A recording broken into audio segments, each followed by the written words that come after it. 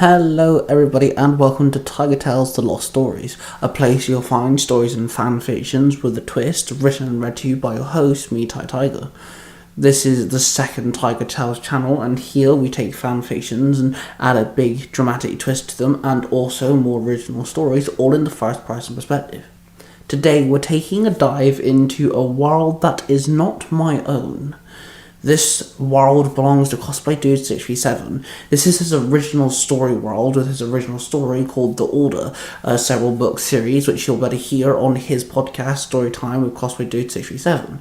He's releasing the chapters slowly as he writes them, and this story here that I'm writing and reading to you today is actually in the same world, taking place at the same time as his first book. This is a collaboration between me and Cosplay Dude himself, and I'm very honoured to have a story in his universe, in his story, and I'm very looking forward to exploring this. This story is The Misfits, 3 people who got thrown into the supernatural world of the Order and everything that surrounds it forcefully. They were normal humans beforehand. They became bounty hunters and actually resent the Order for who they are. So let's dive in with this story. The Misfits, Chapter 1, Casino's Kitchen Crisis. My name is Logan Thomas. I'm a hybrid, but not a natural one. I was born the way anybody is, really. I used to be an ordinary human, with an ordinary life, ordinary people, with ordinary dreams, ordinary friends. Then one day I went on a university trip and our bus got into an accident. We fell off a cliff, and I died. It was a big drop, and I felt my soul leave my body. But I also felt it being dragged back in.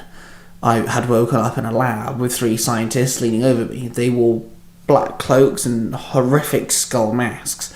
They scientifically altered my body with a demon called the Gangoro demons, a cultist race of demons who worship somewhat of a king resembling King Arthur, kind of his mirror from the human side. He was the demon one. But he also wielded a sword called the X-Reaper, the complete demonic version and opposite to the Excalibur. My body was moulded and alternated with the DNA of the Gangoro demons, and now I had patches of skin that was wrinkly and grey, and my eyes changed from a bright blue to a dull grey. Also, I was the sole wielder of the X-Reaper. It was a black blade, with one side all smooth like any ordinary broadsword. The other side was all rigged and cracked and chipped. The crossguard was shiny and silver, and the handle was made of a dark oak wood, and on the handle were 3 numbers engraved in it with a bright blue flame. The numbers read 003. I need to get more souls, I muttered to myself. The X-Reaper had the ability to collect souls and absorb them. I had the ability to spend the souls, sacrifice them, and gain access to the sword's hidden abilities. But to sacrifice the souls, to access their abilities, I had to absorb souls. But there was one limitation to this. Only the souls released by the sword could be absorbed by the sword. So that meant I had to kill more things if I wanted to use the sword's powers. I stood there in the casino in Los Angeles. I was on a mission. Since the scientific modifications, I had joined a bounty hunter group owned by one of the biggest underground supernatural crime bosses, Richard Bass, and I made money by killing targets given to us. I stood there on the 2nd floor to the casino watching all the winnings and losings down below by mere mortals. I saw a man walk in, and he looked around as he heard someone scream. A blade popped out of his gauntlet. He retracted it when he realised it was just someone screaming about winning. He was clearly part of the Order, some sort of law and order type of group with supernaturals. Then I started to panic and wonder. The man then got knocked out unconscious and was dragged away by 2 beefy gentlemen. So much for bringing order, huh? I mocked quietly to myself as my heart rate decreased to a normal steady pace. We found our target. He's working in the kitchen, a voice came from behind me. I turned around to see Dante Securus, my teammate, another scientifically modified like myself, on the same bus that fell off the cliff. Took you long enough, I snarled. I walked away from my post and stormed past Dante. Hey, we gotta wait for Sophia, Dante barked at me. I can kill this thing without you two getting in my way. I sighed, then I walked away, leaving Dante behind. I walked into the corridor that led to the back rooms. I took a deep breath and looked at the two bodyguards stood in front of the kitchen door. Hey fellas, strange looking demon, all white skin, breathes like a horrific blue flame, looks like a skinny humanoid naked shark, I asked. Both the brutes started advancing towards me, both clicking their knuckles. Then one pulled out an army knife, whilst the other slid on a pair of knuckle dusters over his knuckles. I drew the X-Reaper off my back and gripped it tightly. Then I ran towards them. Within a second, I was between them. I swung my sword, which sliced the arm off one of the brutes before me. Then one of the knuckle dusters swung his fist, punched me right in the stomach, knocking the wind out of me. Then he swung his other fist and smacked the blood out of my mouth. Then he picked me up with his strength and threw me across the hallway. I crashed on the floor. Hard. I stood slowly, realizing that I dropped the X-Reaper. It was on the floor, now behind the two thugs. Suddenly, the one with the knife, and now one arm, swung his small blade at me. I jumped back, making some distance. Then, before it could swing again, a black and silver serpent came slithering past me with great speed and bit into one of the brutes. Purple veins rippled through his entire body. His body then went stiff like a statue, and he dropped to the floor. I turned around to see Sophia. Stood there with the shade stone that was embedded in her chest, glowing black and purple. The snake must have been from the shade stone, and was from the shade dimension. The stone in her chest was the only thing that could gain access to that dimension. A key, so to speak. Sophia was also on the bus the day, and was also modified. She was genetically altered to be the host of the shade stone. It needed a living source of energy, using a mass amount of electricity. World War II Nazi scientists rigged it to electrical current to try and summon the shade beasts. Sophia had tribal tattoos all over her body, keeping the stone in her chest from taking her soul. I rolled my eyes at her. I did not need you saving me, I snapped. Didn't look like it to me, Sophia moaned. We both turned our attention to the second bodyguard, who found him trying to wake up his buddy. I would give up if I was you. Slytherin's venom lasts about 24 hours, Sophia grinned devilishly. The guard stood up and ran at us with a scream. Then a beast jumped over us, landed in front, and caught the man's fist and slashed the man across the throat with his huge claws. The werewolf, or lichen, then raised its foot and booted the man across the hallway. He landed with a thud, dead. The lichen shifted back into a half-naked Dante.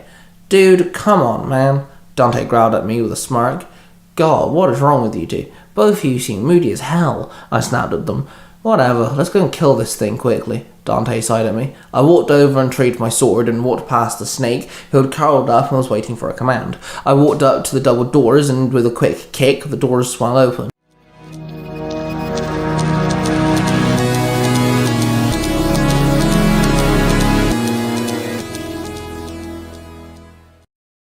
Brought to you by Onion Direct. We give you the Super Glue Lip Balm. Not for yourself, don't be a jerk and put it on yourself, give it to someone else. This lip balm is for the grandmother who talks about masturbation too much, your wife who keeps on gossiping, and that coworker who just always seems to have a question. Give it to them. They'll get shiny lips, of course, that's what lip balm does, but with the added efficiency of the super glue, they won't ever talk again. That is right, we promise no talking, shiny lips, and of course, warning, do not put it on yourself. Give it to others with the fantastic price of $9.99. Brought to you by Onion Direct.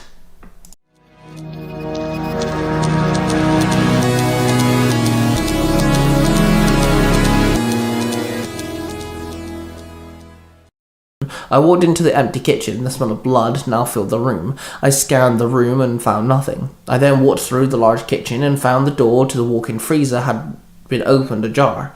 I grabbed hold of it and pulled it open, and I walked into a scent of blood-infested room. But it wasn't animal blood. It was human. I walked deep into the freezer and tightened my grip on the sword.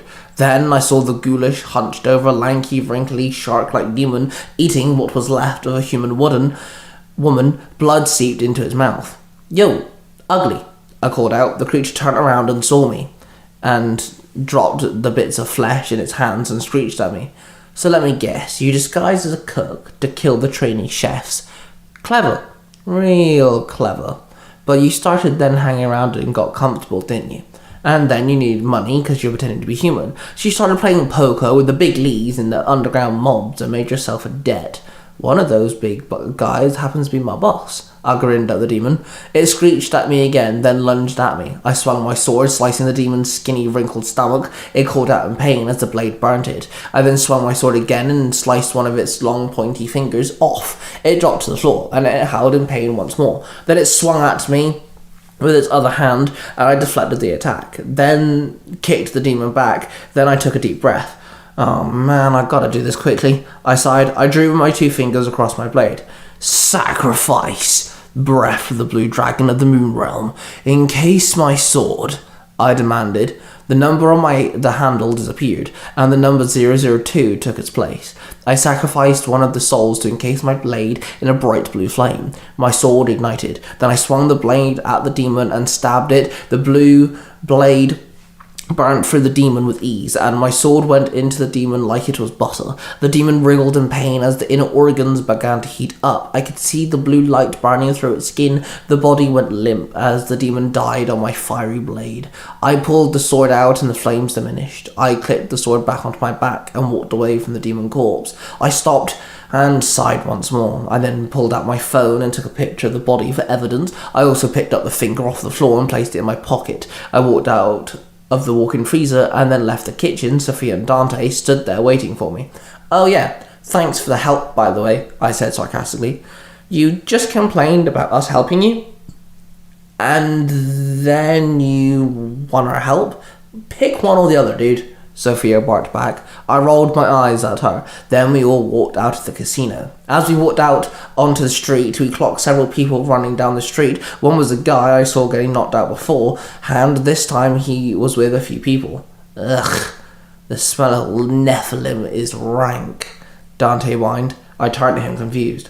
What did you say? I asked him. One of those things is an angel, trust me. I got the smelling abilities of like dozens of supernatural creatures. And trust me, it's so potent it's disgusting, Dante replied. Interesting, I muttered. Can we please go now? Sophia barked. The 3 of us headed back to the bus. We walked into his office and found Richard Bass sat at his big desk smoking his cigar. Ah, my favourite bounty hunters, Richard called out in glee. I pulled out the demon finger and chucked it on the desk. That slimy little get-goer he deserved. And well done, people, well done.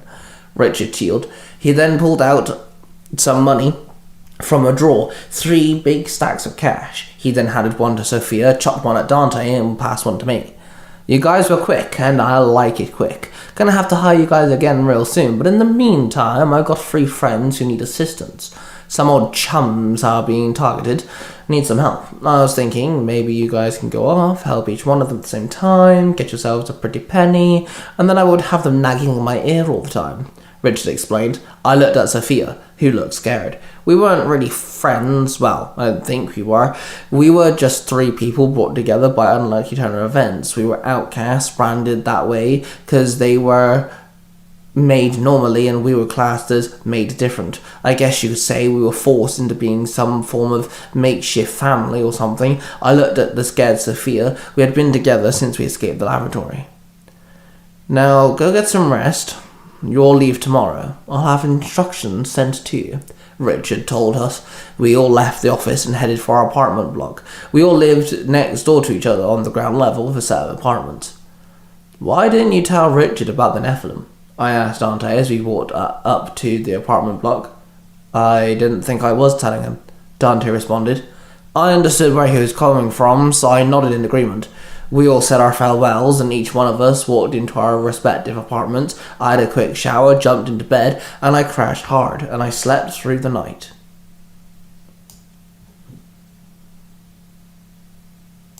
And there you have it, guys. Chapter 1 of The Misfits. Once again, I would like to say that this is taking place in The Order, a set of books written and read to you by Cosplay2637 himself, and I cannot stress enough how amazing it is that I get to write a story in someone else's world. And again, this is a cooperative agreement, and we are collabing on this as we go. Now, I would like to say that there is Tiger Tales, a place where you can find more stories and fanfictions written and read to you by me, but from a third person perspective, and there's lots more stories there. So make sure you subscribe to both channels. Go check out Cosplay Dude, it was story time with Cosplay Dude 637, where he's uploading The Order, Book 1, The Chosen One, in separate chapters, and they are absolutely amazing. Me and Cosplay Dude make up 2 of the 3 Ranger Bros, the third one being Mark the Red Cornish Ranger with his podcast, Nursery Comics, so maybe you should go check that out as well. We are in association with Zero to Hero, the Pokemon's Got a Podcasting, return every week with some bumbling tomfoolery between 19th nostalgia to Power Rangers to Gundam to aliens abducting Texans and everything random in between. So maybe you should go check them out as well. That being said, thank you all for watching and listening. If you're listening to this on YouTube, go check out the Storytime with Cosplay Dude 67 podcast, because you can also listen to that there as well. That being said, I shall see you guys real soon.